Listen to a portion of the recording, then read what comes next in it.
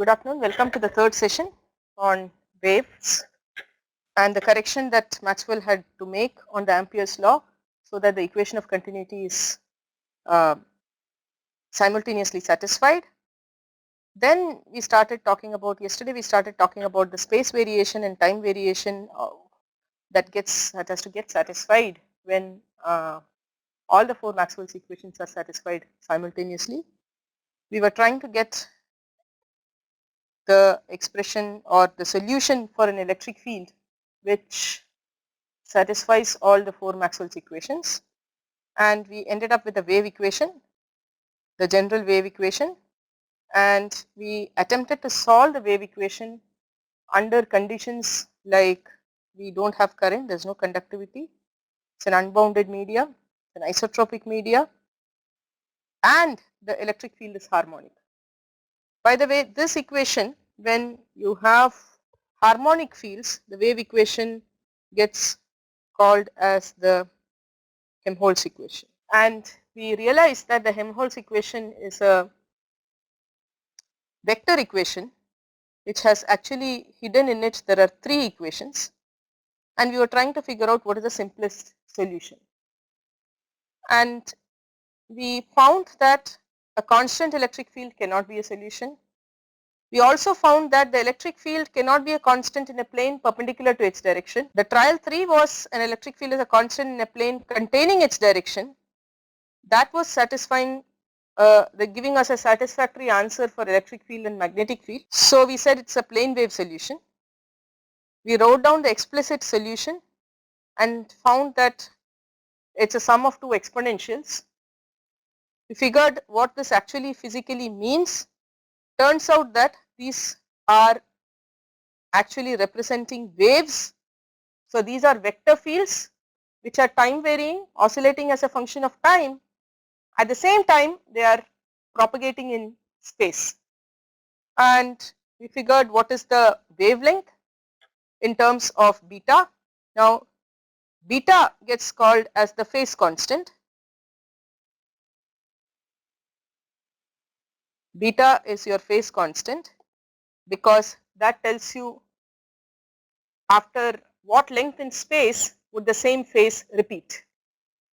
After this is actually deciding lambda, which tells you after what length in space is the same phase repeating. For example, this phase of peak, it is repeating after a length of lambda.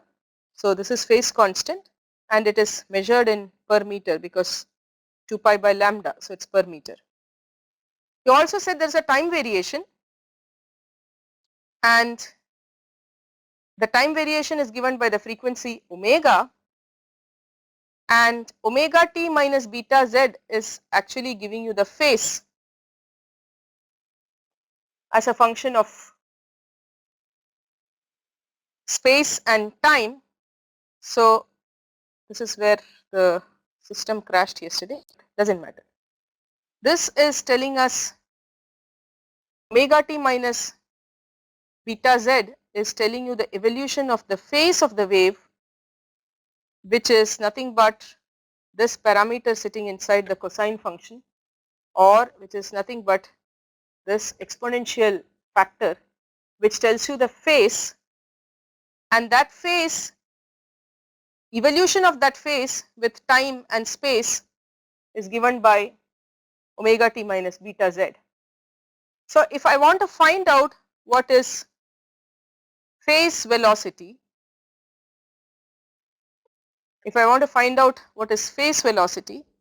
which is, so let me just write that again here. I want to know how is, so remember this is our wave propagation.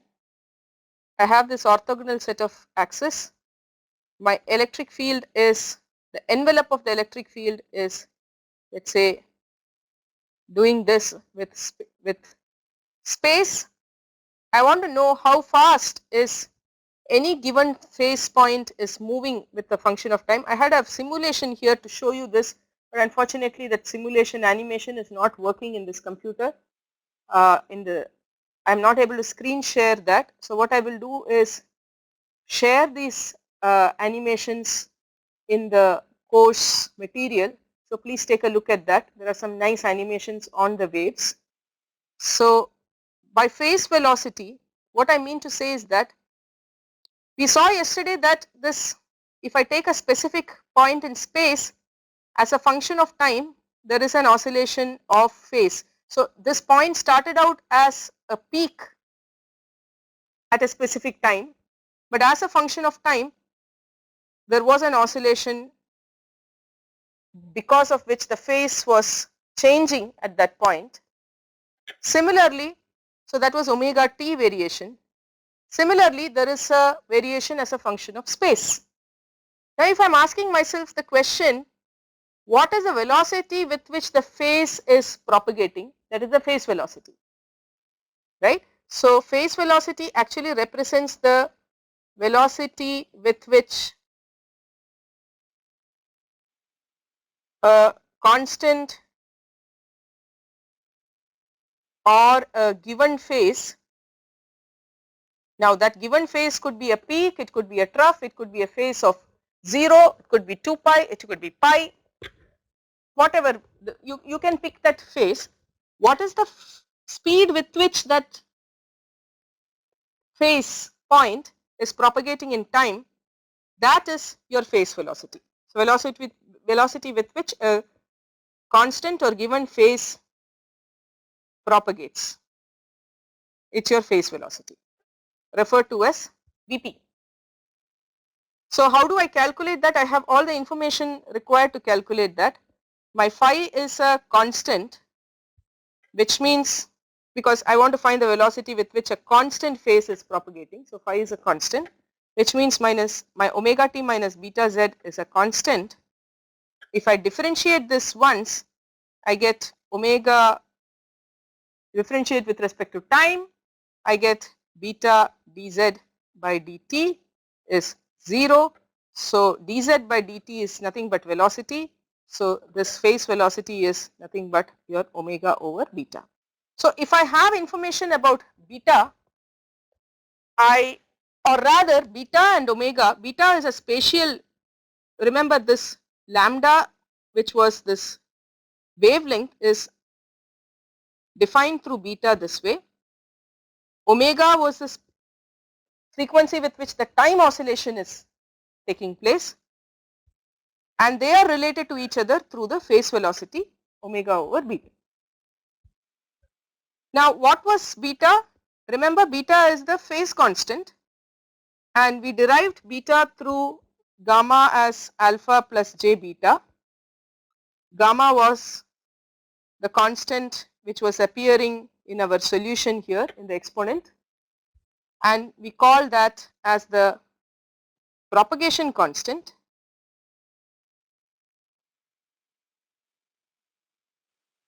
And in this particular case, we considered, if you remember, gamma square was this minus omega square mu epsilon.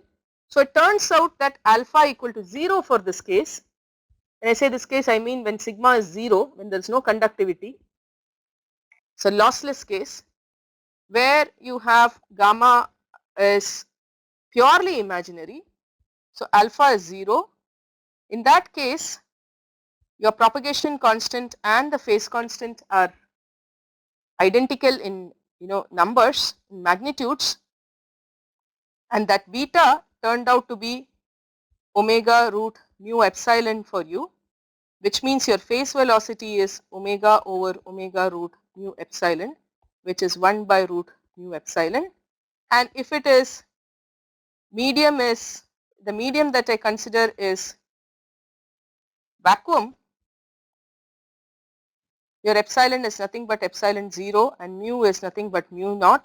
So, you get the phase velocity of the electromagnetic wave as 1 by root of mu naught epsilon. And this was corroborated by, this was predicted by Maxwell, and it was experimentally corroborated by Heinrich Hertz in his experiment where he tried to measure this velocity, and that turned out to be your famous 3 into 10 power 8 meter per second. And this is how the velocity of electromagnetic wave, when we say the velocity of electromagnetic wave, we are actually referring to the phase velocity, velocity with which the phase of the electromagnetic wave is propagating in space, and that turns out to be 3 into 10 power 8 meter per second. Remember, this is not a function of frequency. It does not depend what is the frequency. So for all frequencies in free space, it is going to be 1 by root of mu naught epsilon. This is independent of frequencies for pure dielectric medium.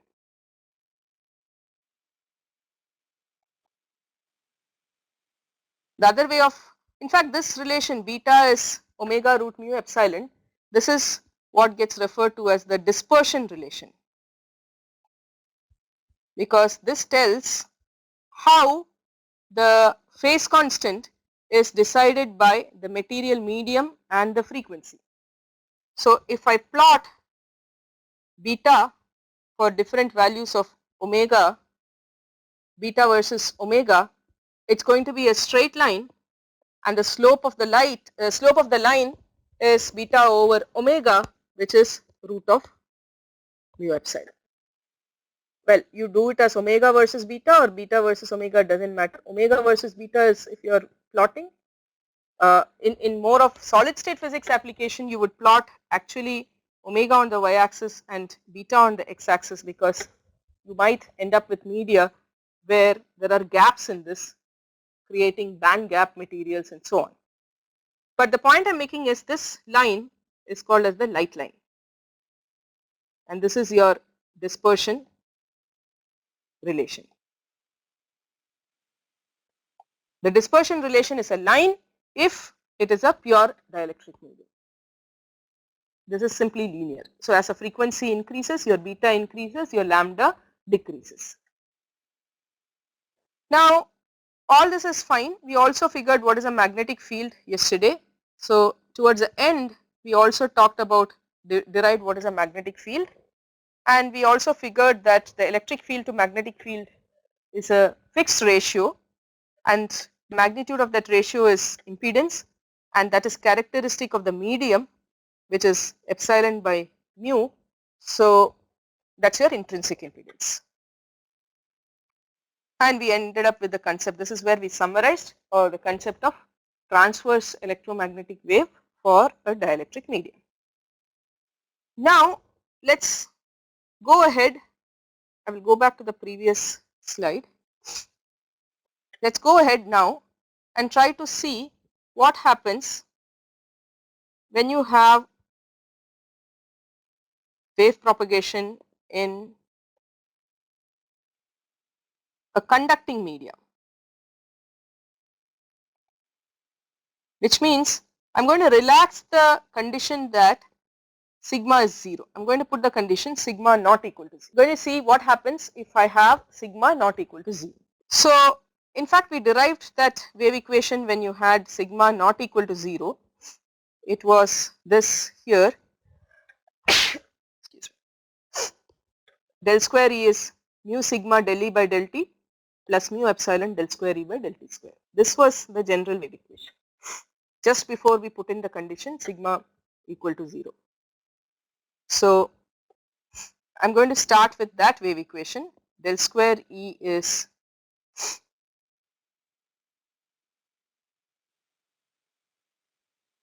mu sigma del E by del T plus mu sigma del E by del T plus mu epsilon del square E by del T square. I want to know what's the situation of the wave. Is it still transverse electromagnetic wave? What is the phase velocity? What is the dispersion curve? What is the intrinsic impedance? All these conditions. How is the wave propagating for this medium? I'm going to do again a time harmonic case,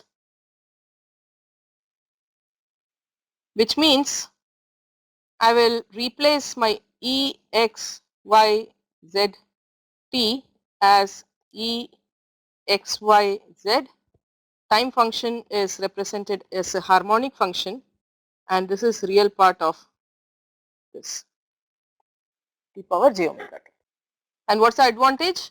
I can replace del by del T. We saw yesterday that this can be replaced with j omega, and del square by del T square can be replaced with minus omega square. This is the advantage I get.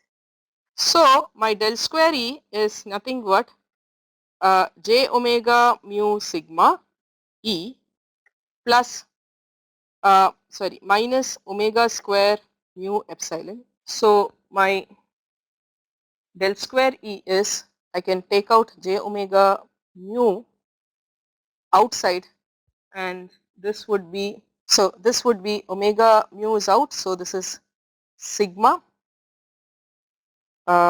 plus minus, I have mu is out. So suppose, let me just rewrite this as,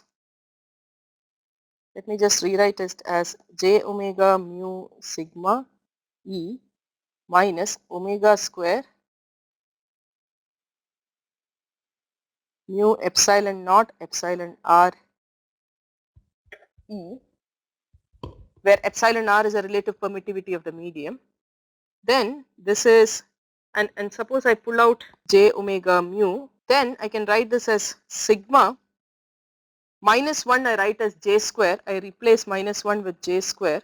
So I will get, out of which one j is out, so this is j omega epsilon naught epsilon r. I'll tell you the reason why we are doing this substitution. And I pull out one more omega, so this is j omega square mu, and I'm pulling out epsilon naught also from it. So j omega square mu epsilon, sorry about this. So I can actually keep this inside omega square. I'll take the j inside omega square. See, I'm trying to bring it to the same format as what we had in the dielectric case. That is the attempt. Attempt is to write this equation in the same format like this, where I can write as del square by del z square is minus omega square mu epsilon in the same format, so that the attempt is to see if I can write it in the same format so that I don't have to redo the whole solution, right? That's the idea.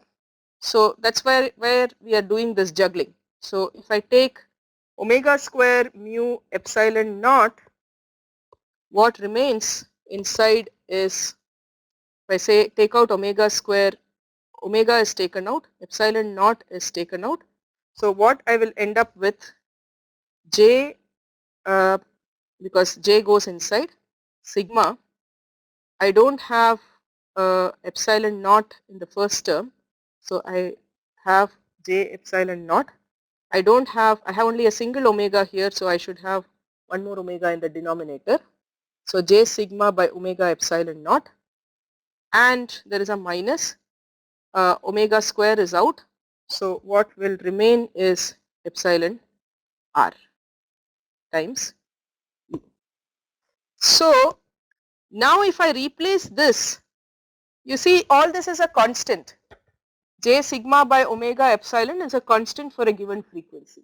Epsilon r is a constant for a given frequency. So this is merely, as far as we are concerned, this is merely a complex number which I am calling as epsilon r c, right?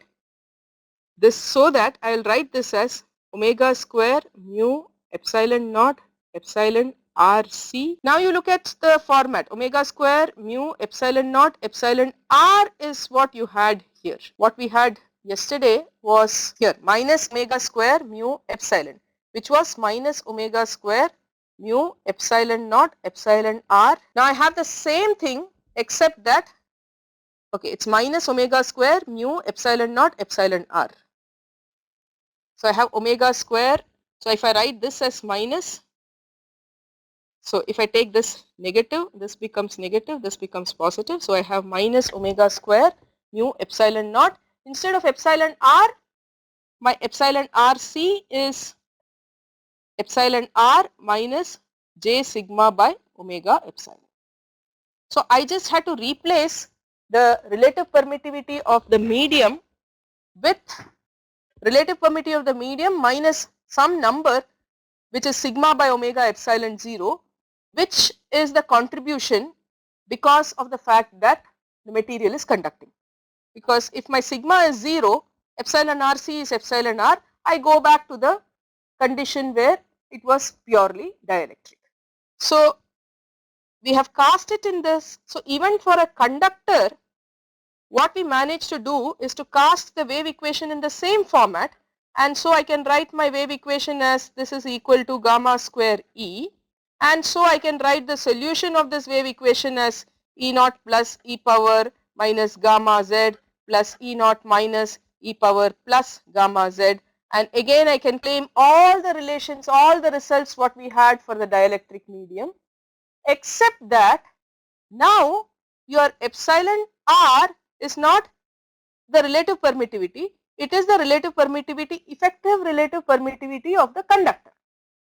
So if I can replace the relative permittivity with epsilon RC, all the story I told you yesterday is still true. What is the change? My epsilon, instead of epsilon R, I need to replace it with epsilon RC. That's all. Okay. And what is the change here in gamma? Instead of gamma being equal to gamma square was yesterday, it was minus omega square mu epsilon. Today also it is minus omega square mu epsilon, but this epsilon is epsilon naught epsilon RC, and so this is minus omega square mu epsilon. Instead of RC, it is epsilon R minus j sigma by omega epsilon. This is the only change. So my solution is whatever we told yesterday. At this point we said, let's try to look at what is the solution, what is the simplest solution, and the simplest solution is still a plane wave even for a conductor. It is still a combination of forward propagating wave and the backward propagating wave. The exponential solution, the nature of the exponential solution, the way we write it still looks the same mathematically, but physically it is changing. How does it change physically? It changes physically because your propagation constant, in yesterday's case, this epsilon RC was a real number for you. It was epsilon R. So your gamma was purely imaginary. It was just j beta. But now you see gamma square is minus omega square mu epsilon, epsilon R minus j something. You have some complex quantity inside this. So if I take the square root of this, I will not end up with a pure imaginary number. My gamma in this case will be alpha plus j beta with alpha not equal to 0. I will have a positive or a negative alpha. I will have some number for alpha that is non-zero. That is going to be the difference between wave propagation in a dielectric medium and the wave propagation in a conducting medium. How does it look like in the wave equation?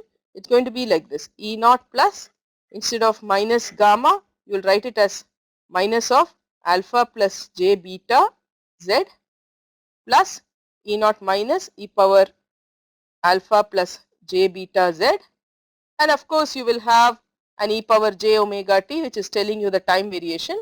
So this number is E naught plus e power minus alpha z e power minus j beta z plus E naught minus e power plus alpha z e power plus j beta z, and both should get multiplied by omega t.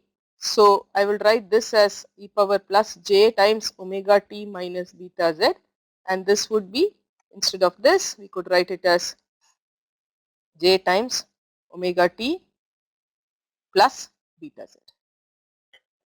As in the previous case, even here this is going to be a forward propagating wave, this is a reverse propagating wave.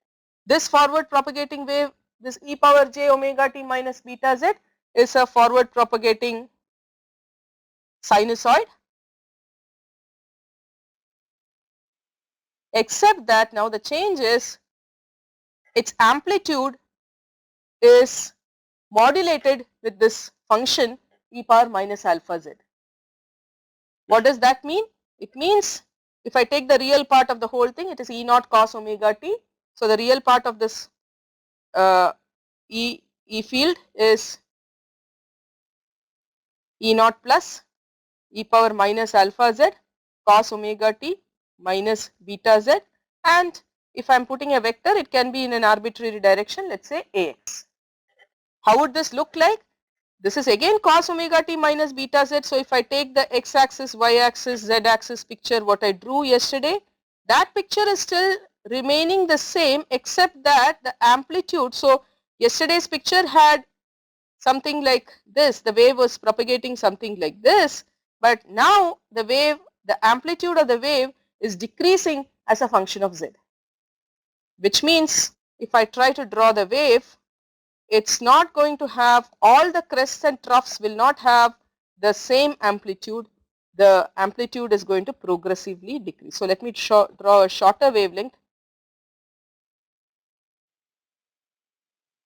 This is how it's going to look, right? So because of this e power minus alpha z, as a function of z position, there is a decay, there is an exponential decay, and that exponential decay is decided by your alpha of the medium. That exponential decay is decided by the alpha of the medium. What decides the alpha of the medium? Again, we need to go back and find out what is the real part and imaginary part of this function to find out what is the alpha of the medium. You will do that, but it turns out that you can intuitively say when your gamma is 0, when your sigma is 0, when you don't have conductivity, or when your sigma by omega epsilon is very small, when my sigma by omega epsilon, this term is what is contributing to this additional phase, right. So when this additional, this is the term that is contributing to the alpha, the attenuation. So if this factor is, it's all decided by this factor. So sigma by omega epsilon is pretty much deciding, is the deciding factor to decide whether alpha equal to 0 or alpha is much smaller than, it's much smaller, is small, or alpha is large. So it is this number which decides whether the, how fast the wave is attenuating. Is the wave attenuating, you know, the decay is slow, or if the decay is fast, is decided by this factor. And interestingly, this factor is dependent on frequency, which means for a given material, for a given sigma and epsilon, this depending on omega, if omega is small, it can happen that sigma by omega epsilon is large. When omega is large, your sigma by omega epsilon is small, which means the material itself is not deciding whether it is a dielectric or a conductor, which is very surprising. It is not no more, as far as wave propagation is concerned, the material properties alone do not decide whether it is a conductor or a dielectric. Frequency has a major role to play. If I am sending very high frequency, the material could be a good conductor, the sigma could be very large, the conductivity could be very large. But if my frequency is also much larger than that, if this frequency is very large, the denominator in the sigma by omega epsilon becomes large, the fraction becomes small, which means this additional contribution sigma by omega epsilon, whatever is this additional contribution, that becomes negligible. The material will behave as if this complex term is actually this term here, j sigma by, the second term here which we have marked here is non-existent. Material will start behaving like a dielectric. Even a good conductor will behave like a dielectric if my frequency is very large. So this is the lesson to be learned. If you ask, somebody asked me a question, what is the definition of dielectric and conductor? Explain dielectric and conductor, and I have been postponing that question. Now you have the answer. You call a material as a dielectric. To answer the question, you have to ask this question again. You have to ask the question, what is the frequency of operation? At which frequency of operation are you asking me this question, whether the material is a conductor or a dielectric? If the frequency is high, such that sigma by omega epsilon 0 is small, then the material is a dielectric. If my sigma by omega epsilon 0 is large, the material is a conductor. So that is the answer to the question as far as wave propagation is concerned. Okay. So at the moment I will take a small break here because I am seeing some questions blinking. Oh, this question is about solenoidal and rotational. Solenoidal field is a magnetic field. So this is slightly off this topic, but since the question has come up, I will not keep it pending. If it is a solenoidal field, it means divergence is 0. If it is an irrotational field, it means curl is 0. There is no rotation. So they are not the same. Example for solenoidal field is magnetic field.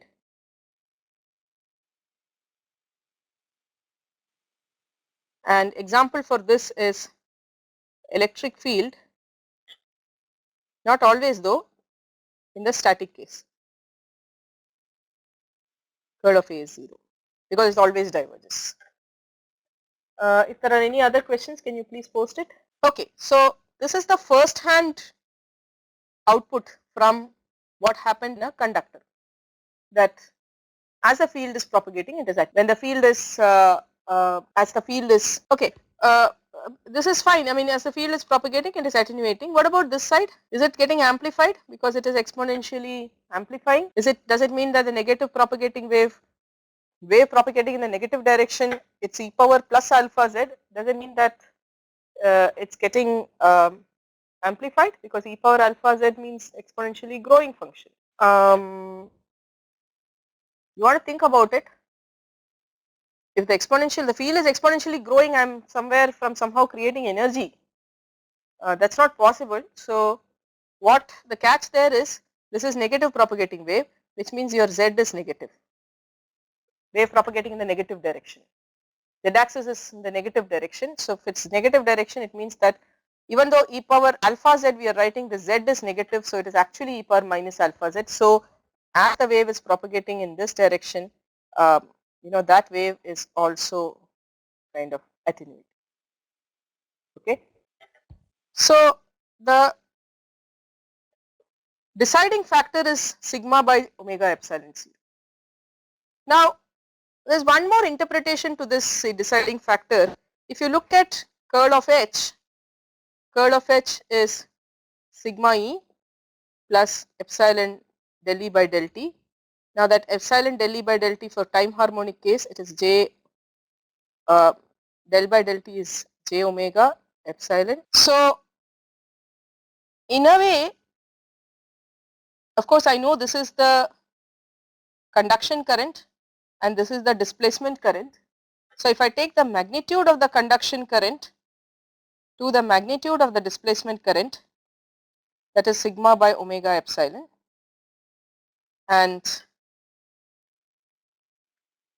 that is nothing but similar to or your sigma by omega epsilon 0 factor, with the difference that sigma by omega epsilon 0, if I multiply it with epsilon r, of course I get back to sigma by, instead of this I could have also written it as omega epsilon 0 epsilon r, which is sigma by omega epsilon. So the point I am making here is the deciding factor, which was deciding whether it is a conductor or whether it is a dielectric, that is nothing but the ratio of the conduction current density to the displacement current density. I have a question here. We know that E and H are perpendicular, but on what basis are you telling that they are in phase? So I was telling that E and H, I will go back to the previous slide for that. We calculated H and we found H is equal to E by eta times something. They are perpendicular to each other as I have shown.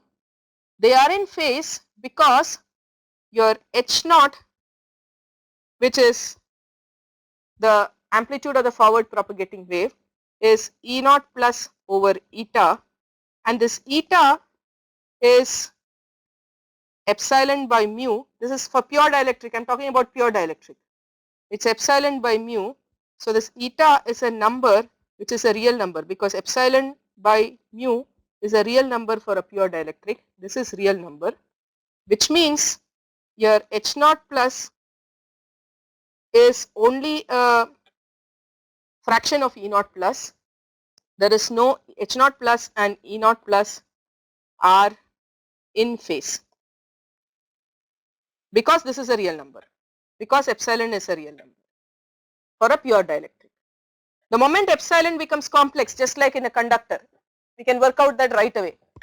Epsilon is becoming complex, which means eta becomes complex, which means why don't we work it out right away. So to answer that question, for conductor, what we will see is that we can do the same calculation for H. We will end up with the same eta, and it will turn out that eta is, why don't I think we can work it out formally, but I will tell you that this eta becomes complex, and the eta becomes complex. I can write eta as real part and a mod theta eta, which means E and H have a phase difference from each other. We will work out what is the exact phase difference. So because eta was real, it turns out that E and H are perpendicular, but they are in phase. I hope that answers the question. If there is anything else, please post it. So continuing on the sigma by omega epsilon factor, it turns out that this deciding factor in wave propagation is decided by the ratio of the conduction current to the displacement current. And look at the somewhat confusing part here. When you say a material is conducting, take gold for example, it's conducting. Now you say it's a good conductor, and you say that the ohmic loss is very small because it's a good conductor. Now what are we saying here? We are saying that if sigma by omega epsilon is large, which means when sigma is large and for a given frequency sigma by omega epsilon is large, it is turning out that it is showing a lossy behavior when for a given frequency, it's a lossy behavior when sigma is large. Alpha is not equal to 0 when sigma is large. This is one confusion you people, I mean whenever we learn this for the first time, you always have. We tend to think that we know that ohmic loss is very less when the sigma is large. But here we are saying we are saying something reverse. We are saying that alpha is not 0, which means there is attenuation, which is there is loss when sigma is large. So how do both these facts gel with each other? We have to remember that what we are talking about is electromagnetic wave. As the wave is propagating through a conductor, as the electromagnetic wave is propagating through the conductor, all what we are saying is that if the material has large conductivity and so sigma by omega epsilon is large, it will attenuate. But when we talk about ohmic loss, that is a conduction current loss that we are talking about. That's not wave loss we are talking about. We are talking about ohmic loss because and that ohmic loss is in the form of heat. It is getting converted to heat. So that is more for a DC case, for a conduction current case. Whereas here we are talking about the case where obviously when your displacement current is and the conduction current, see when does sigma by omega epsilon become large? When you have a large frequency, when you have a large time variation, when there are time varying currents, you set up an electromagnetic wave and you are talking about the attenuation of that electromagnetic wave, and we say that that electromagnetic wave is lossy, which means it does not penetrate into the conductor when your sigma by omega epsilon is large, right. So understand this difference, keep that in mind. Now the next attempt is to find actually alpha, beta and eta, because these are the parameters that are of significant importance. So we found that the wave propagation as such is the same, the kind of polarization is the same, the way the wave propagates is the same, except that it's getting attenuated. But if you want to actually find what is the attenuation parameter, we should be able to find these numbers. And to find these numbers, what we are going to start it with is, say gamma square, we had alpha plus j beta square, and that was j omega mu into sigma plus j omega epsilon. So this is the point where I start with. So my objective is to find alpha and beta. This is an algebraic exercise. I have a complex number on the left side, I have a complex number on the right side. I want to equate I just want to equate the real and imaginary parts of this complex number to find out what is alpha and beta. So the way I do that is, if you expand the left side, it will be alpha square plus beta square. That is the real part, and the imaginary part is j times 2 alpha beta, and this is real part is, the imaginary part is j times omega mu sigma, the real part is minus omega square mu epsilon. So I know alpha square plus beta square is minus omega square mu epsilon, and 2 alpha beta is omega mu sigma. So from these, so I have a square plus b square and I have 2ab, so I need to figure out what a and b are, and the straightforward way to do is to calculate, I can basically, well, this is not alpha square plus beta square, it has to be, sorry, this is alpha square minus beta square, because there is a j sitting here, is alpha square minus beta square. So if I square and add these, alpha square minus beta square the whole square plus, I have to square and add, so 4 alpha square beta square. If I square this, it is omega square mu square epsilon square, and I have to square this omega square mu square. So omega power 4, because they have squared this, mu square sigma square, and this is alpha square minus beta square minus 2 alpha. So this is nothing but alpha square plus beta square the whole square, which is omega square mu square times maybe epsilon square also, omega square mu square epsilon square. So this is omega square plus sigma square by epsilon square. So what I can do is take the square root. So I'm not going to work out the whole thing, you can work it out yourself. You have to take the square root to find alpha square plus beta square, and then use these two, add to find 2 alpha square and hence alpha, and subtract to find 2 beta square and hence beta. This is an algebraic exercise. Because we are running short of time, I'm going to leave it to you to do that. But you can check, your alpha will turn out to be omega square mu, alpha square will turn out to be omega square mu epsilon by 2 times 1 by 1 plus sigma square by omega epsilon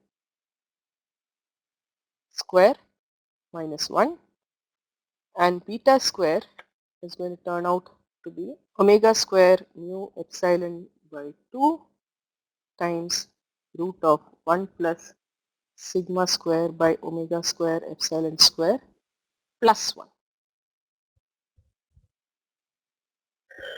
right. Now we can check here, if your sigma is 0, I have to get back to my original condition of a pure dielectric. So what happens in this case? If sigma is 0, this term goes to 0, which means in alpha, alpha will turn out to be root of 1 minus 1. So alpha turns out to be 0, which is what we got earlier. And beta square will turn out to be, if this term is 0, root of 1 plus 1, which is 2. So it is beta square is omega square mu epsilon, which implies beta is omega root mu epsilon, which is what again we got earlier. Now the effect of sigma by omega epsilon is very clear.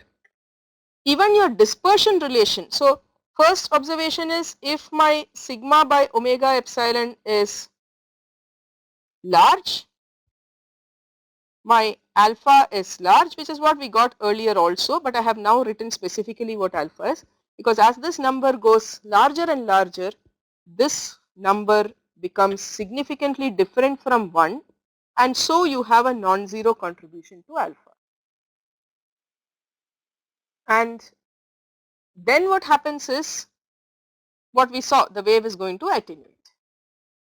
So this is the case where I say that it's still having dielectric property, but it is a lossy dielectric. What we have is a lossy dielectric, where I still have some dielectric properties. I have some dielectric properties. It's not that my sigma is infinite. If it's a pure conductor, sigma is infinite, right? But my attenuation is large. What is the observation we can make about beta? It will turn out that this beta is omega root mu epsilon by root 2 times the square root of 1 plus sigma square by omega square epsilon square plus 1, the whole raised to the power half. Earlier we found that if I do this beta versus omega plot, I got a light line. But now that's not the case, because the slope beta versus omega is root of mu epsilon by root 2 times, there is a relation omega square plus 1 the whole raised to half, which means I have an omega dependence here. The slope, this is the slope, right? This slope is changing as a function of omega. In fact, what is happening to the slope? As omega is increasing, so as omega increases, your sigma by omega epsilon decreases, right? Which means that as your omega is increasing, the contribution due to this decreases, which means it becomes closer to what it was for a dielectric for large omega.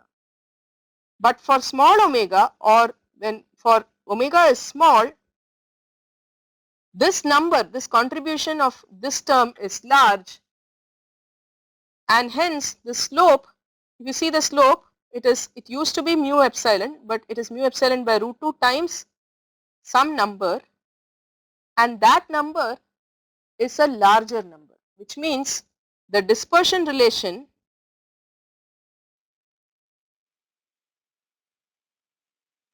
is not a straight line.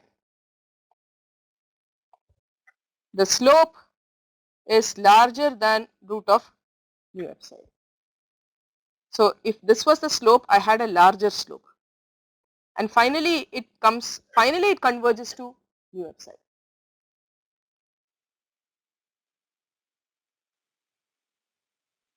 If it is beta by omega, if I'm plotting the other way around, if omega is on the y-axis, beta is on the x-axis, if this is the line, then the slope is, it's for smaller frequency, it will go smaller slope, and then finally it will converge to what you have for the larger frequencies, what we'll have for a dielectric at larger frequencies.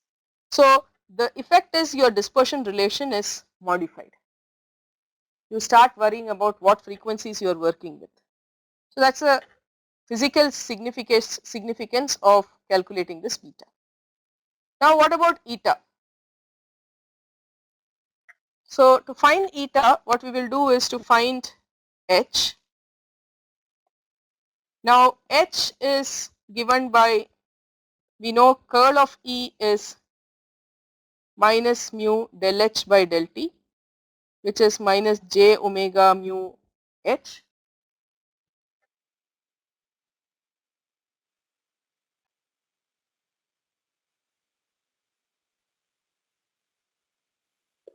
I have some questions here. I'll come back to that as soon as I finish this.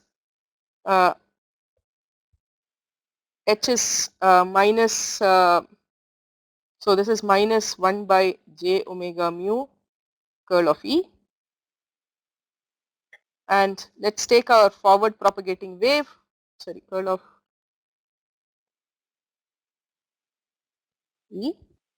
Let's take forward propagating wave, and for the forward propagating wave your E was, so let me calculate this, minus j omega mu, your E was E naught plus e power, or let me write the full wave, minus gamma z plus E naught minus e power plus gamma z.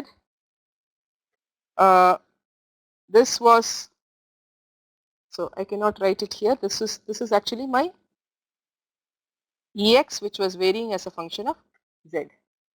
Now curl of E, yesterday we worked out that if I know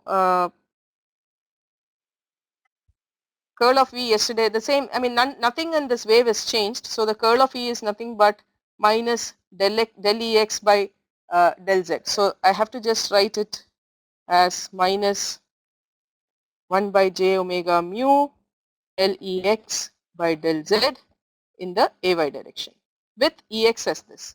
So the point is, what is del Ex by del z? So I will write that expression here, j omega mu. I differentiate this, so minus gamma E naught plus e power minus gamma z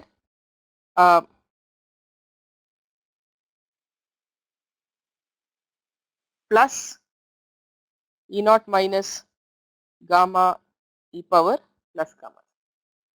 So I can take the gamma out, and if I pull out the gamma, it is gamma over j omega mu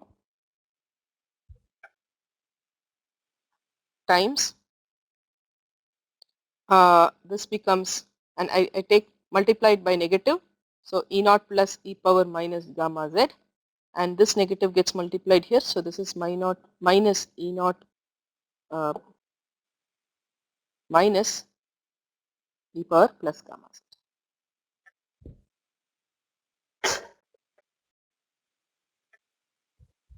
This is my h. So it is it's similar to it's in the Ay direction. It's looking similar to my E field. It's looking similar to my E field, but its magnitude is changed by gamma by j omega mu, right? And in the earlier case, for dielectric, we had gamma is j beta. So this ratio was j beta by j omega mu. So you got beta by omega mu, and beta was omega root mu epsilon by omega mu. So this is how you got it as epsilon by. So for what I had written was for dielectric, gamma was j beta. So this is j omega root mu epsilon.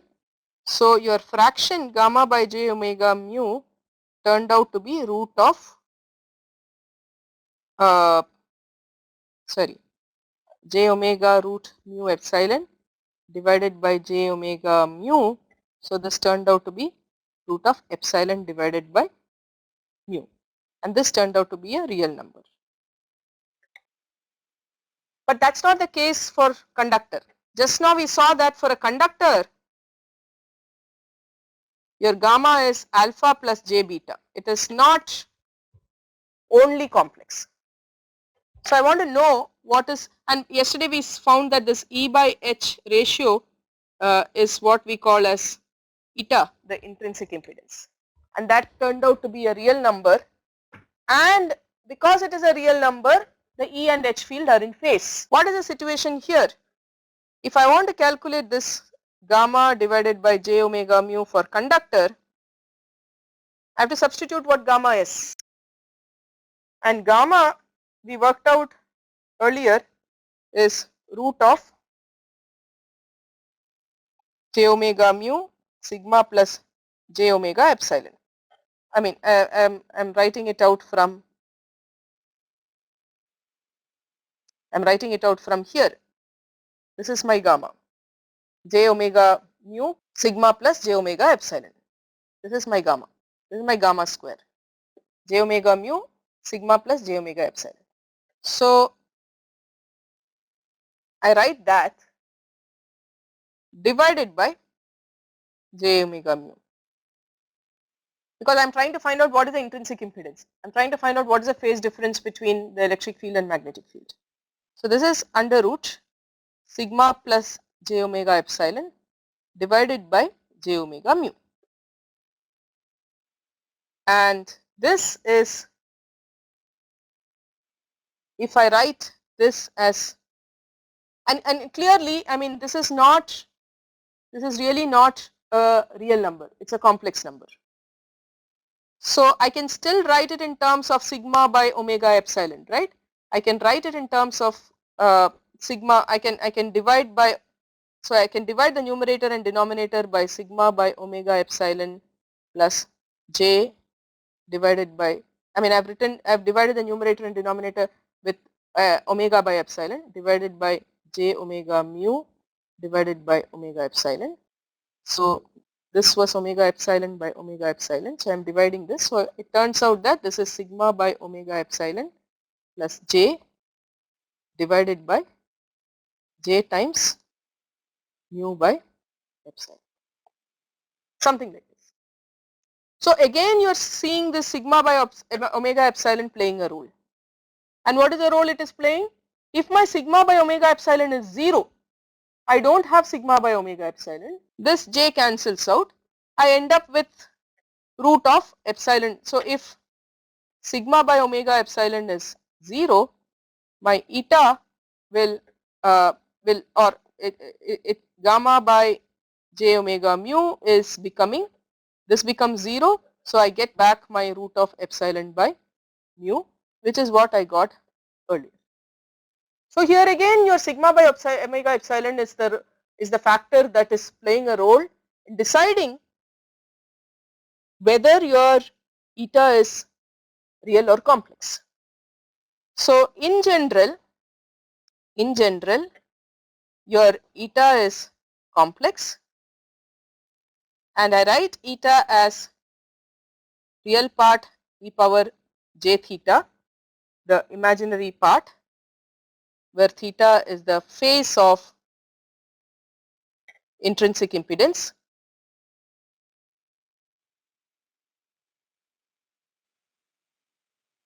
Then my h vector is nothing but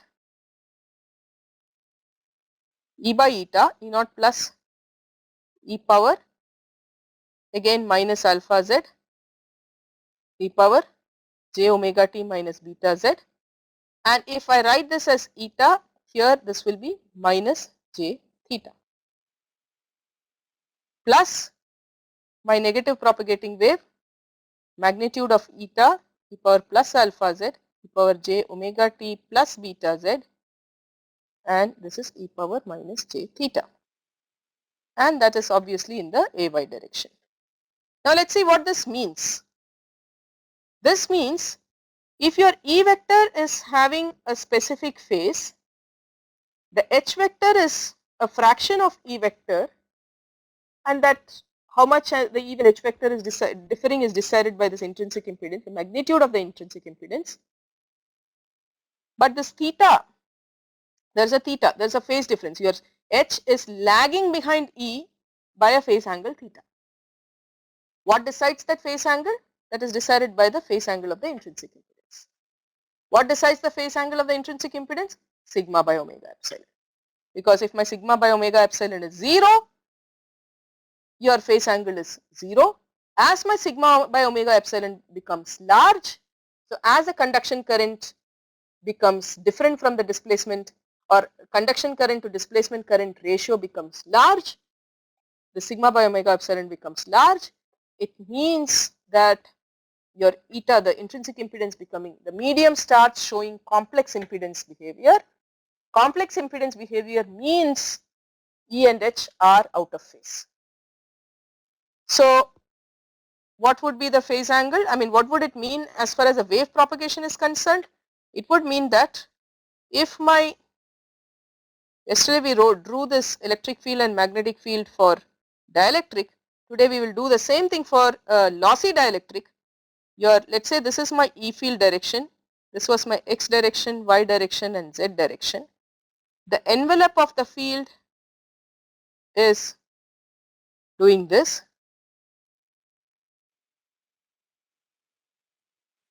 The electric field is actually doing this.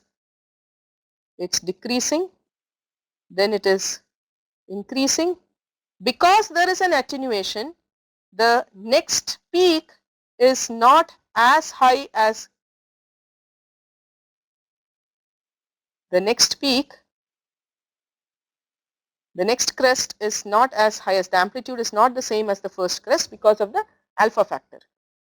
So it is this. This is how it is. The third peak might not be as high as the, because of the alpha factor. These arrows are showing the direction of E field along the X direction. What is happening to the H? H is lagging behind E by an angle theta. What does it mean? It means that if E is reaching the peak at a specific position, H will reach the peak only after a certain time.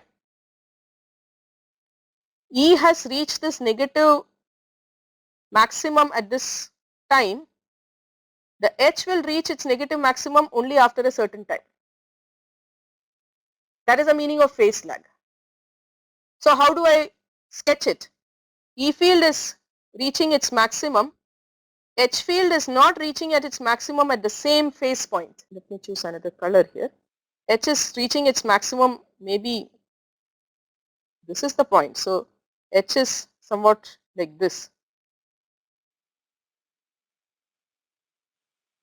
E is crossing its 0 here, H will cross its 0 at somewhere later. So it's actually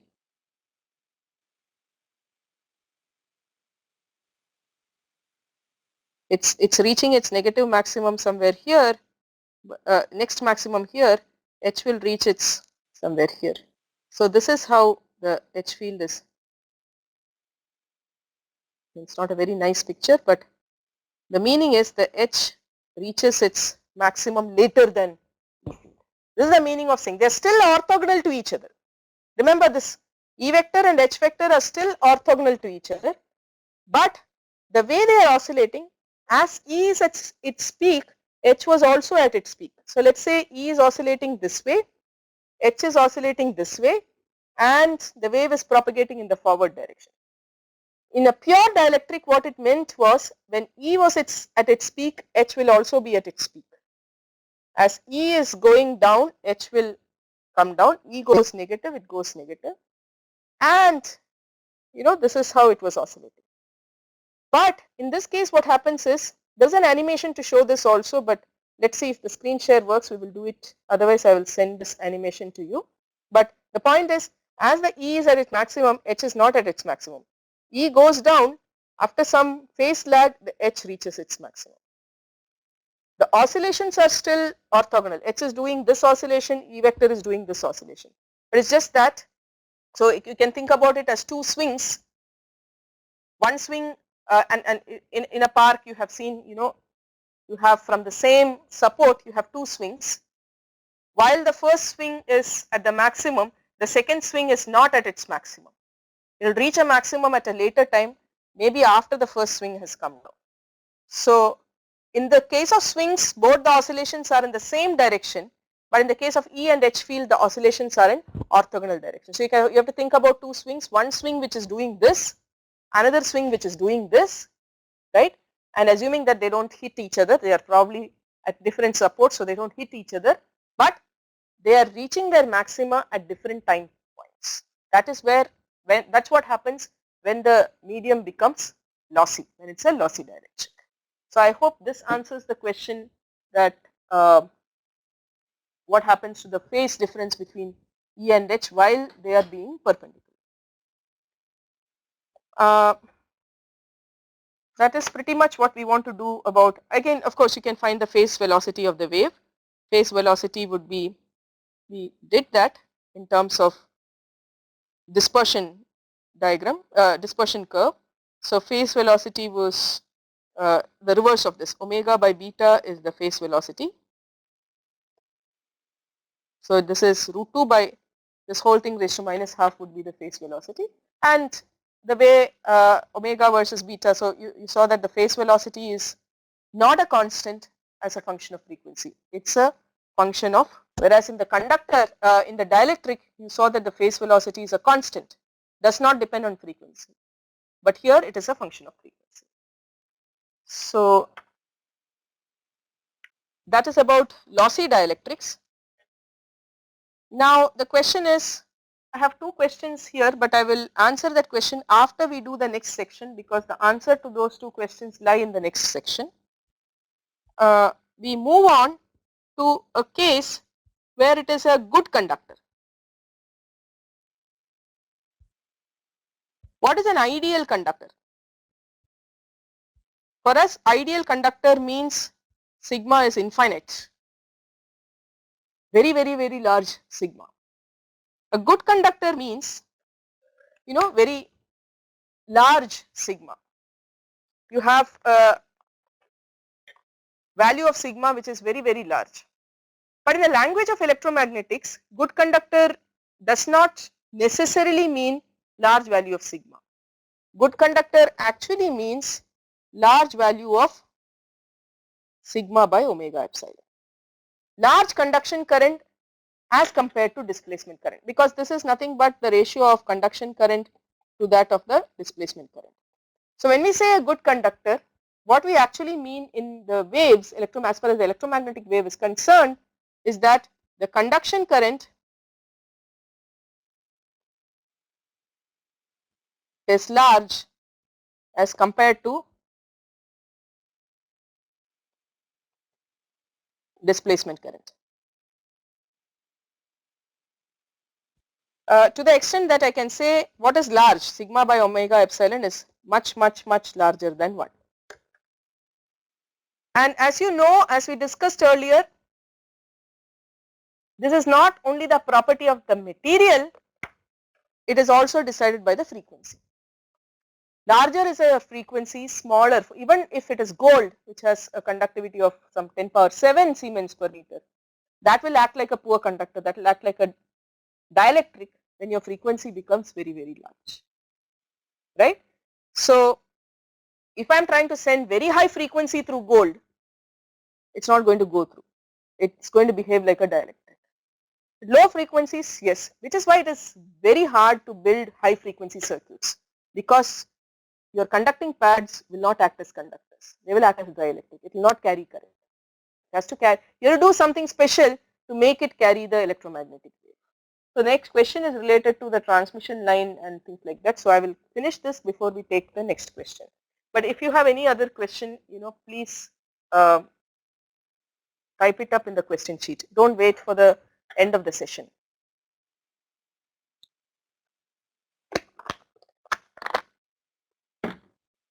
So what happens in this case if my sigma by omega epsilon is much, much greater than 1? What was my gamma? Remember what was my gamma square? I'm going to use this. This is gamma square. Gamma square, because gamma square I substituted as this. J omega mu sigma plus j omega epsilon. So my gamma is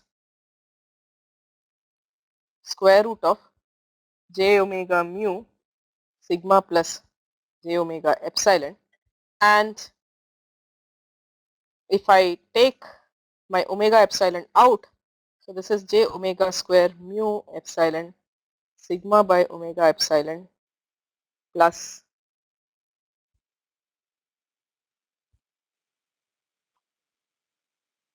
okay, I want 1 out. So this would be I have to so I'm taking because I want to write it in terms of sigma by omega epsilon. So what I will do is j omega mu times j omega epsilon is what I'm pulling out.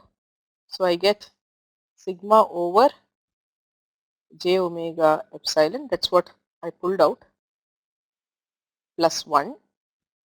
So this is minus omega square mu epsilon times minus j sigma by omega epsilon plus 1. Now this number for a conductor, this number is much larger than 1, which means I can ignore 1 when compared to this number because it's much larger. So this is a minus and a minus plus. So I have square root of j omega, I multiply, so I'll end up with omega here mu sigma. I'm approximating this because I'm saying this number is much larger than I'm working now. I'm trying to see what is happening in a good conductor, and good conductor, as we said, is characterized by this condition. Now how do I calculate this? This is root of omega mu sigma. J is e power j pi by 2, cos pi by 2 plus j sin pi by 2, and raised to the power half. So this is root of omega mu sigma e power j pi by 4 is cos pi by 4 plus j sin pi by 4. Cos pi by 4 is 1 by root 2, j sin pi by 4 is j by root 2. So this is nothing but square root of omega mu sigma by root 2 cos plus j sin. So this is my gamma. If I write in terms of my angular frequency in terms of frequency in hertz, this is 2 pi f mu sigma by 2 1 plus j. So this is root of pi f mu sigma 1 plus j. This is gamma. So my propagation constant is becoming a very nice and strange number here. It's becoming a number in such a way that its real part is pi f mu sigma, its imaginary part is also pi f mu sigma. Both are identical. Both the real part and the imaginary part are identical. What's the consequence of this? What happens inside a good conductor? What happens when sigma by omega epsilon becomes much larger than 1? The consequence is definitely you have an alpha, definitely you have an attenuation. So the wave is going to, you have a very predictable attenuation as a function. Now the attenuation is inverse, directly proportional to square root of f. So the wave is actually doing this. The electric field will start doing this, and this attenuation is, so if I start, so this is a conductor, this is a conductor, and this is, let's say, air. You had, let's say, wave which is hitting air, hitting the conductor. The moment it gets into the conductor, it just attenuates, reduces to 0. It has to, because the electric field inside a conductor is 0. It has to reduce to 0. The point is, it does not reduce to 0 immediately inside as it enters. It's not 0 just at z equal to 0. If it's a wave, it will decay down to 0. And the rate at which it decays is given by this alpha. So you define a quantity called as skin depth. Why skin depth? It means that at the conductor, the field is existing only at the surface, only at the skin of the conductor, or the top surface of the conductor. And the depth up to which the field can penetrate in the conductor is your skin depth. I'll give you an example of skin depth, and so we'll discuss the implications of skin depth. but let's first calculate what the skin depth is. Now the wave is attenuating, so the wave is following this minus alpha z function. Wave never becomes, electric field never becomes 0. In principle, electric field reduces to 0 only when z equal to infinity. Up to z equal to infinity, the wave is surviving with very small electric field. So you can't, so if you want to find, if you ask the question, you know, when would the field attenuate to 0, the field will attenuate to 0 at infinity, because this function will become 0 only at infinity. So instead of asking that, the question we ask, just like how we do the decay constant in a capacitor or an inductor, we say what is the distance after which the strength of the electric field is 1 by E. It reduces to 1 by E, which is about 37% of its value at the, I can't say initial value because I am not talking about time variation, it is a space variation. So value at the surface. 1 by E of the initial value is a wrong thing to say, because there is no initial value, it is not a time decay we are talking about, it is a decay along the space, it is along what is happening inside the conductor. So we are talking about the distance after which E naught becomes 1 by E of E naught. So this distance after which your field becomes 1 by E of its original value at the surface, this is your skin depth, referred to as delta. And what is that distance? I know that E is E naught plus e power minus alpha z e power j omega t minus beta z. This is my E. So what is the distance? So when z is equal to the skin depth, E is becoming E naught plus, which was my value at z equal to 0, divided by E. So E naught plus divided by E is E naught plus e power minus alpha delta, and of course I have this. I am not considering this because I am looking at the amplitude only, I am not looking at the space variation. So which implies your delta is 1 over alpha, because when delta is equal to 1 over alpha, this becomes E naught by E. So your skin depth is 1 over alpha, or your skin depth is 1 over root of pi f. This has lots and lots of significance. The idea of skin depth has lots and lots of significance as a wave is concerned. So to understand this, there are many examples one can think of when you are talking about skin depth. What it means is that, so I'll first summarize what it means physically. It means that if I have a material with sigma by omega epsilon much larger than 1, which means if I have a very good conductor, right, if I have a very good conductor, it means the electric field cannot penetrate inside the conductor. Electric field penetration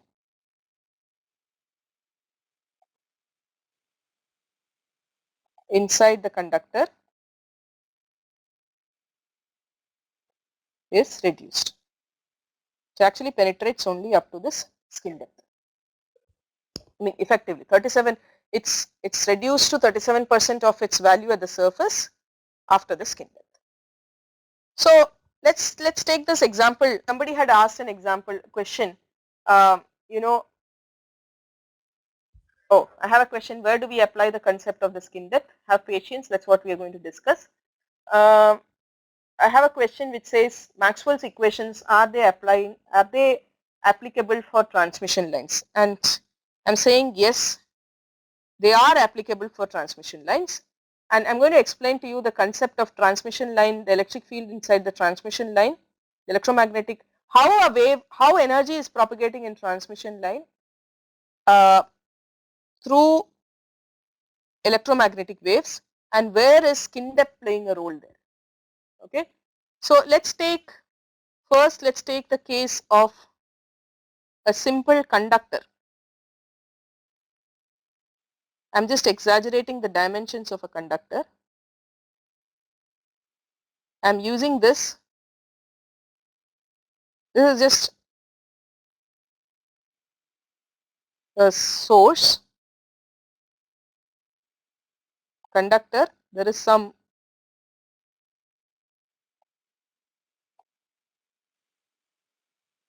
load connected to this.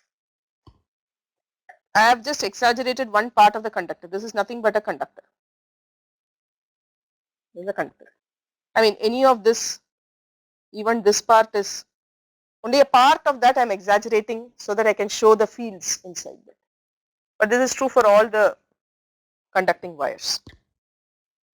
Now the question is, what's the direction of electric field here? I have, let us say, at any given instant of time, I have a current going through, passing through this conductor. So I have a current carrying conductor. So let's say this is pen is my conductor, though it does not actually conduct current. So this is the direction of current. I know that a current carrying conductor produces a magnetic field, and the magnetic field strength is given by my Biot-Savart's law. Direction of magnetic field I can figure out from my Ampere's law. So if the current is moving in this direction, my magnetic field is curling around it, right? So I have a magnetic field. I have this. In fact, I have this point is at a higher potential. This point is at a lower potential.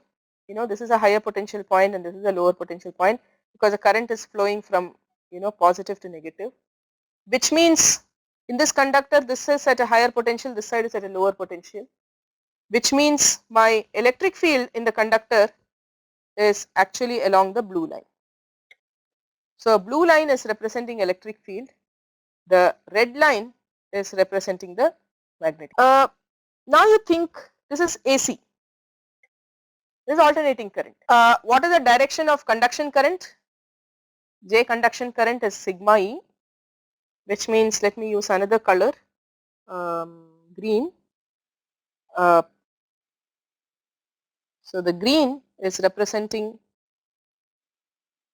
the direction of conduction current. Okay, current is propagating. I mean, there's nothing surprising here. You're sending a field through this conductor. Current is flowing in this direction. You have correspondingly, you have an electric field in the same direction because it has to follow Ohm's law. And because it's a current carrying conductor, there's a magnetic field around it. No surprises until now. Now I'm going to ask you this question. What about the direction of propagation of electromagnetic wave? Now, where is wave coming in here? I have electric field which is a function of time. So this magnetic field becomes a function of time. And the moment I have a time varying electric field and a time varying magnetic field, we just proved yesterday that there has to be a wave. It can't be a constant electric field in space. That constant is not a solution for Maxwell's equation. So the question we are asking ourselves is, even though I set up only a time varying, I just connected an AC source to a load, that's all what I did. But what I have set up is an electromagnetic wave. I have the electric field along the length of the conductor, I have the magnetic field around the conductor. What is the direction of propagation of the wave? We just saw yesterday that it is a transverse electromagnetic wave, which means the direction of propagation of wave is transverse to the direction of electric field and magnetic. Now tell me, what is the direction which is perpendicular to this direction and to this direction? Because direction of propagation of wave is normal to this blue vector and the red vector. What would be that direction? Now this is a cylindrically symmetric system, so I need to think in terms of cylindrical coordinate system. Now if I think in terms of cylindrical coordinate system, let me just draw you the cylindrical coordinate system. So where, you know, everything is around cylinder. Which are the three orthogonal axis here. First axis is your r or rho, then you have phi, which is the rotation, and then you have the z axis, which is the third axis. So if I were to orient this cylinder, so your conductor is now like a cylinder. I draw a cylinder, that's why I draw the cylindrical conductor, exaggerated that. Along the length of the cylinder is your z, which means my blue here is along the z axis. Around the cylindrical conductor is your h, which means my red is, this is my h. So what is the third propagating direction? The third propagating direction is rho, which is along the radius of the cylinder. And which is the radius of the cylinder? That is the third propagation direction. So third direction. And the third orthogonal direction is my direction of propagation, which means my wave is propagating. So I have this, so my E is along the AZ direction, my H is along the A phi direction, and so my K, direction of propagation vector, direction of beta, or let me not, direction of propagation,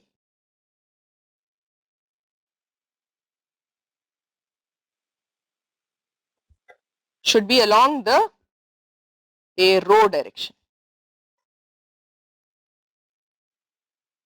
We know Z, phi and rho are the three orthogonal pair for a cylindrical system. Physically, at the moment, don't worry about whether it is minus A rho or plus A rho, but what physically it means is that in this cylindrical conductor, I set up an electric field. I have done only that. My trigger is only the electric field, but because of that, I set up a magnetic field and I have set up an electromagnetic wave, which is in the, my wave is, I have set up an electromagnetic wave in the third direction. So when I just connect an AC source to the load, I have actually set up an electromagnetic wave which is radiating outward, which is coming outward, it is radiating outward. And we know as the frequency increases, the strength of this radiation is increasing, because why is this radiation happening? This radiation is happening because I have set up the wave.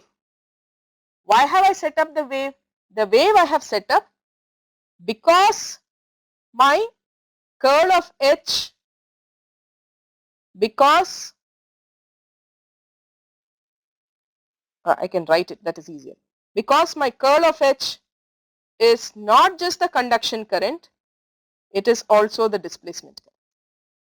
Because my curl of H is not just sigma E, which is dependent on the conduction, but it is also dependent on del E by del T. So the faster I oscillate my electric field, faster are the time variations in electric field, more is the displacement current, and so the strength of the electromagnetic wave becomes larger and larger. This is what happens when I am trying to send a current through a conductor, which means when I am trying to send higher and higher frequencies, I have only certain available energy. Now that energy is getting distributed between conduction and radiation. I am throwing away all my wave. Where is the wave directed to? The wave is directed outward. It is not reaching the load. It is reaching all other, it's just getting radiated. So if I simply connect a conductor and send high frequency, the wires of the conductor are now radiating, which is why you have this issue of electromagnetic interference, right? The energy is leaking out, which means I can keep a probe, I can put a probe here and pick up that electromagnetic wave. I can extract what you sent. I can do tapping very easily this way. So if I were to do a very high frequency transmission, a single wire transmission line or a two wire transmission line, what is it called as, is a very bad idea. you cannot transfer the energy to the load by this way, because your energy is getting wasted as radiation, electromagnetic wave. You can't prevent electromagnetic wave, they just radiate out. Because of the TEM nature, it's radiating in a direction that you don't want. You want the direction to be along so that it reaches the load, which is why you don't use these kind of wires for low frequencies, high frequencies. You use coaxial cables, which is, somebody said it's a transmission line for high frequencies, which is why you need coaxial cable for high frequencies. Now, how are you solving this problem of radiation in a coaxial cable? So, let us see what is the construction of a coaxial cable. It will have a central conductor, central pin, and then you will have a outer conductor,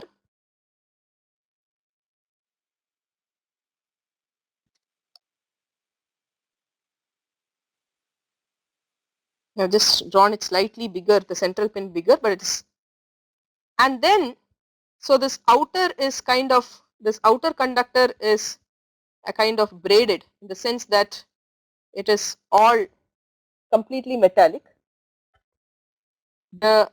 It's so you have a inner central conductor and outer conductor which is completely braided, and in between the central conductor and the outer conductor you have a perfect dielectric, you have perfect insulator.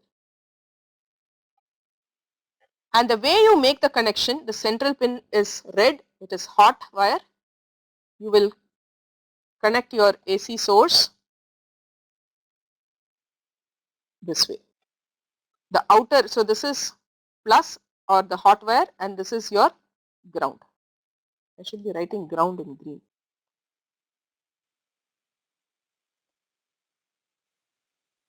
And where do you connect your load? You will connect it somewhat like you would your ZL connected this way.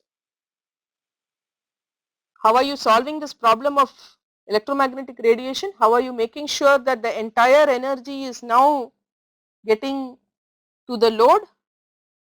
So if I look at the cross section of this, I have the central conductor and then I have the outer conductor,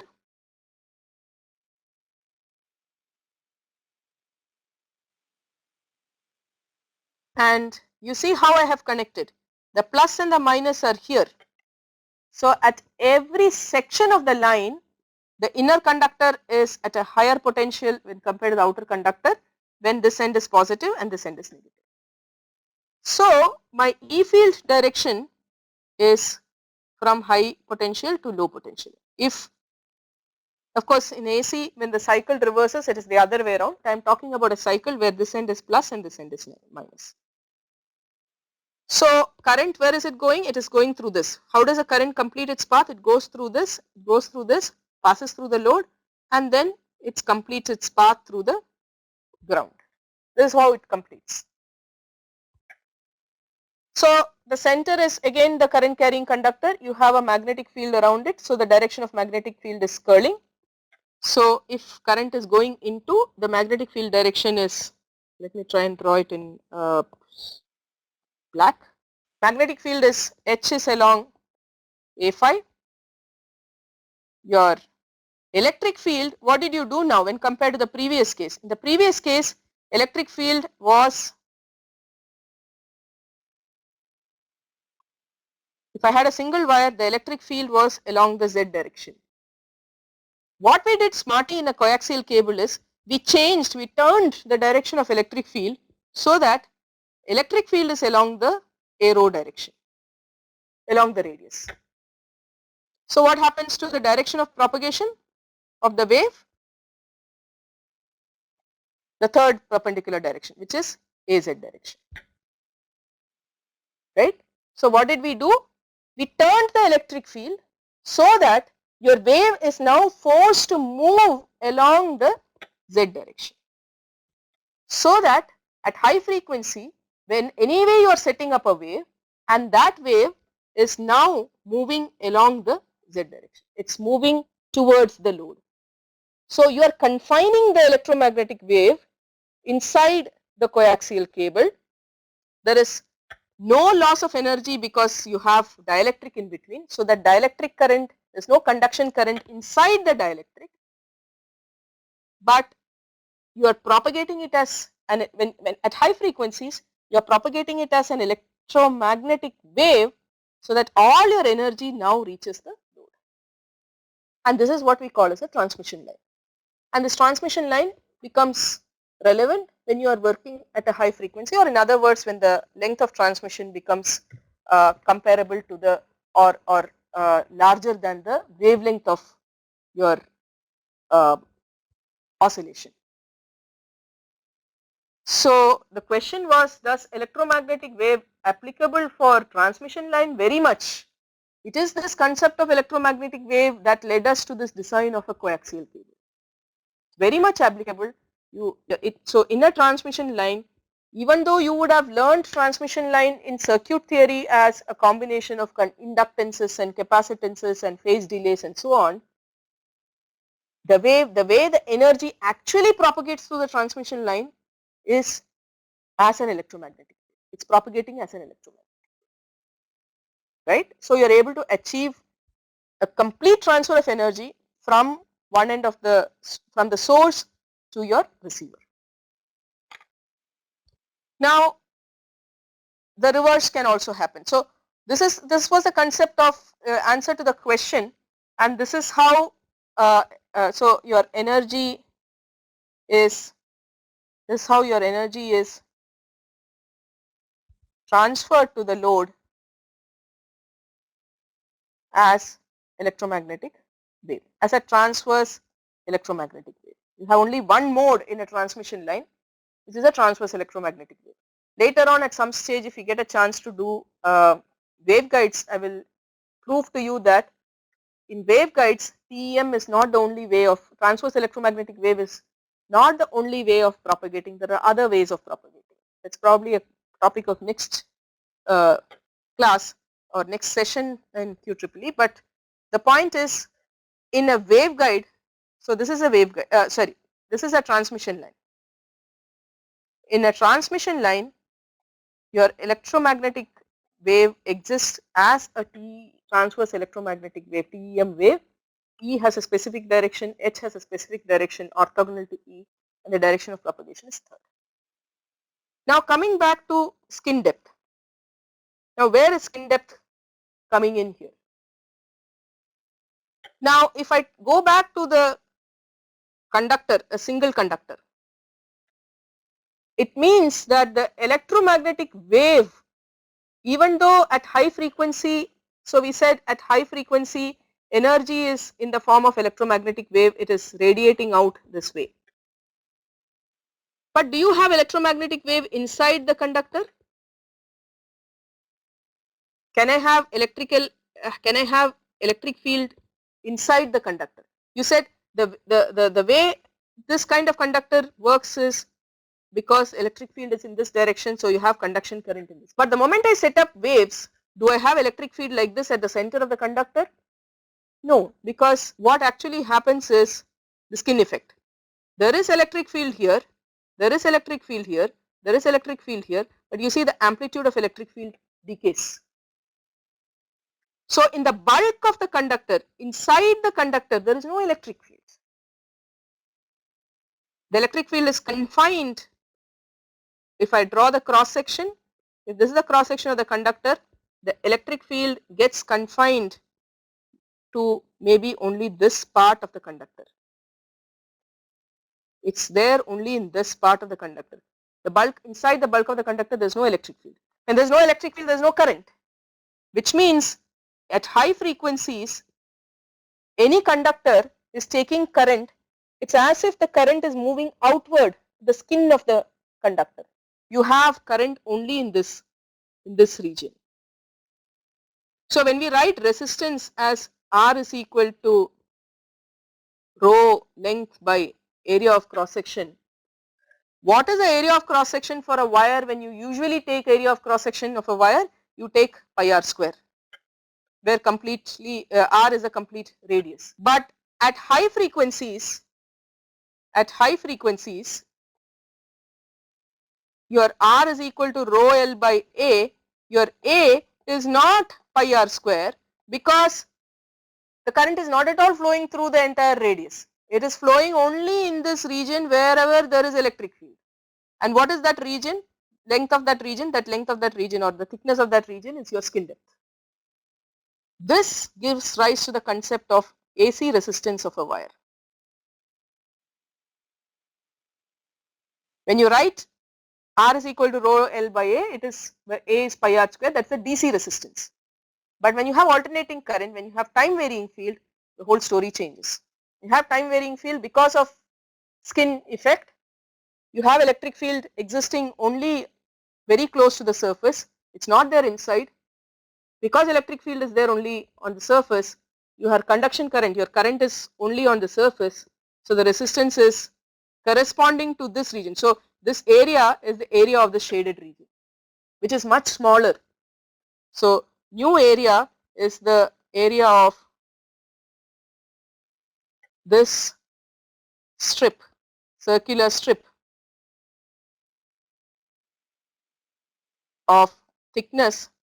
Effective thickness is only skin depth, right, as an approximation. It's not that the electric field is uniform within that skin depth, it's also varying, but as an approximation I can take that effectively it is only delta, which means my area is reduced significantly, which means my resistance increases, which means as frequency increases, the resistance of the wire, the AC resistance of the wire increases.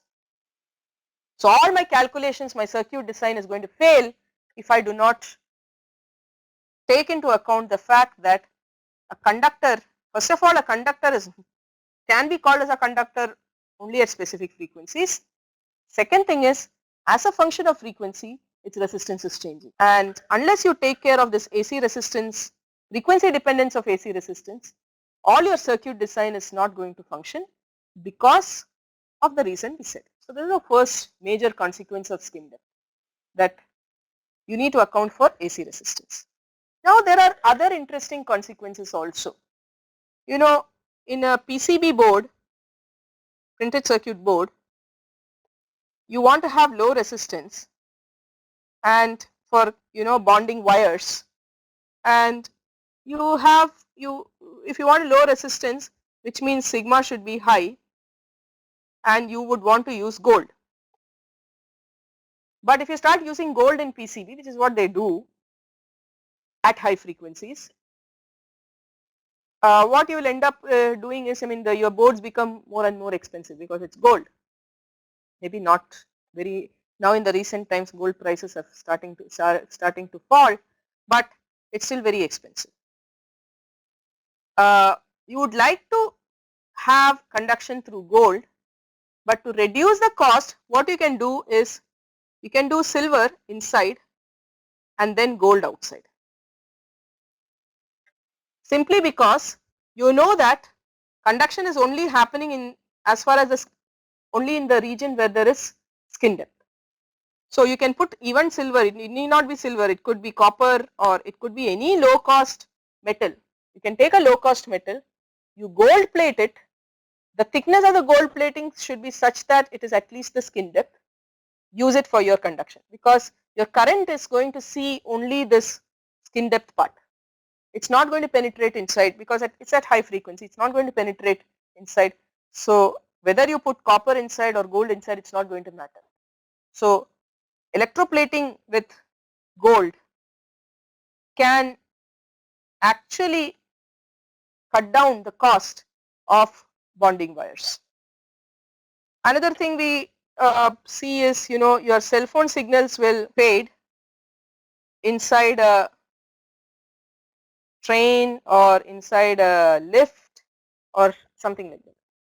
Again, if you are inside a metal cavity, so if you are inside a place where there is a lot of metal around you, what happens is your electromagnetic field is from your cell phone signal from air is hitting the metal surface, but inside the metal surface it is, once it reaches a metal, it penetrates, its strength reduces, which means you might be sitting here, you might not get any signal. So this is probably the reason why when you get into the lift your signal goes off, simply because there is a lot of metal, the wave is hitting the metal but it's not able to cross the metal because of the skin effect. Same way, I mean, you can put, there are several such applications. You can use the skin effect to your advantage to do your electromagnetic EMI protection. You can actually, if you have in your computer cabinet, you have a lot of high frequencies boards sitting there. These high frequency boards are actually radiating. If you want to prevent these radiations from leaking out and interfering with your neighboring computer, or if you want to prevent your existing computer board to pick up signals from the neighboring board, all what you need to do is to provide a cage, provide a metal box around it, which is why most of our computer cabinets are metal boxes. Simply because all these radiations that are coming up, you can't prevent electromagnetic wave coming out when it is high frequency. And once you are having electromagnetic wave, you are now saying that it will not penetrate the metal. So you provide the thickness of the metal in such a way that its thickness is larger than the skin depth, so that it cannot penetrate through the metal. So there are several examples. I have given some examples, other examples in the notes also. So the skin effect and conduction through metal is something that is very interesting, which has a lot of practical applications.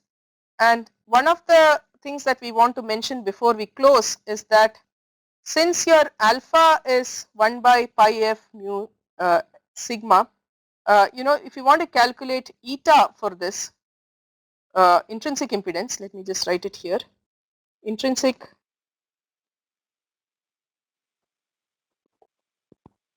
impedance of a good conductor, we can we can write it as square root of, just like how we calculated the intrinsic impedance here, it was gamma by j omega mu, right? So we can do that here again, gamma by j omega mu, and that will turn out to be, your gamma is alpha plus j beta, and your alpha and beta are identical here. So this is square root of, so we worked out this as square root of j omega mu into sigma plus so this is gamma. So j omega mu times sigma plus j omega epsilon divided by j omega mu. So this is root of sigma plus j omega, sorry, this is not under root, this is under root epsilon. So this goes under root,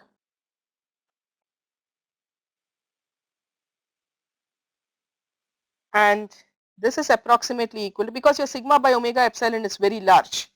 So you can approximate it to j omega mu divided by sigma, and it will turn out that if you work out, this is square root, it will turn out that pi f mu by sigma times 1 plus j, which means your eta, it's 1 plus j. So the point we are making is e power j theta, where theta now is pi by 4 because it's 1 plus j. So the angle of that theta is pi by 4, which means the phase difference